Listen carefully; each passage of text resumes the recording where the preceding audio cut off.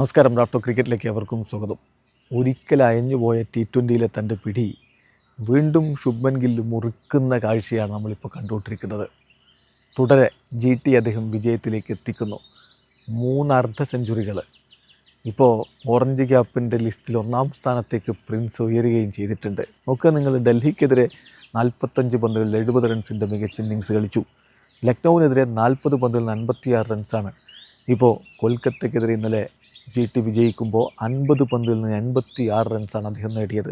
ചുരുക്കി പറഞ്ഞാൽ ശുഭ്മൻ ഗില്ല് ഇപ്പോൾ ടിക്ക് വേണ്ടി അൺസ്റ്റോപ്പബിൾ ആയിട്ടുള്ള പെർഫോമൻസ് നടത്തിക്കൊണ്ടിരിക്കുന്നു. ഇന്നലെ ആ ഒരു ഇന്നിങ്സ് കളിച്ച് അദ്ദേഹം മടങ്ങി പോകുമ്പോൾ സ്റ്റാൻഡിങ് ഒവേഷനാണ് അഹമ്മദാബാദിലെ കാണികൾ കൊടുക്കുന്നത്.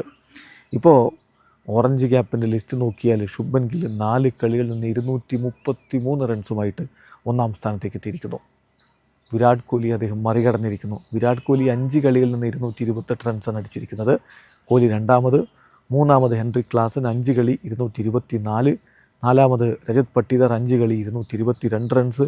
അഞ്ചാമത് ഇഷാൻ കിഷൻ 5 കളി 213 റൺസ്. ചുരുക്കത്തിൽ ഈ ഓറഞ്ച് ക്യാപ്പിനുള്ള പോരാട്ടം കനക്കുകയാണ്. അതിലൊരു കളി കുറച്ച് കളിച്ച ശുഭ്മൻ ഗില്ല് 233 റൺസുമായിട്ട് 1-ാം സ്ഥാനത്ത് നിൽക്കുന്നു. പിന്നെ ജിയുടെ കാര്യം, ഈ ഒരു സീസണിലെ IPL മത്സരങ്ങളിൽ ലാസ്റ്റ് ഓവർ ഫിനിഷിങ് അതൊരു തുടർ കഥയാക്കുന്ന കാഴ്ചയാണ്. നോക്കുക, നിങ്ങൾ PBKസിനോട് ലാസ്റ്റ് ഓവറിലാണ് കളി തീർന്നത്. RRനോട് ലാസ്റ്റ് ഓവറിലാണ് കളി തീർന്നത്.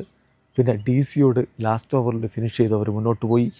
LSG വേഴ്സസ് GT മത്സരം 19-ാമത്തെ ഓവറിൽ കഴിഞ്ഞു, ഒരല്പം മുമ്പ്. പക്ഷേ ഇന്നലെ വീണ്ടും KKRനോട് ലാസ്റ്റ് ഓവറിലാണ് ഫിനിഷ് ചെയ്തത്.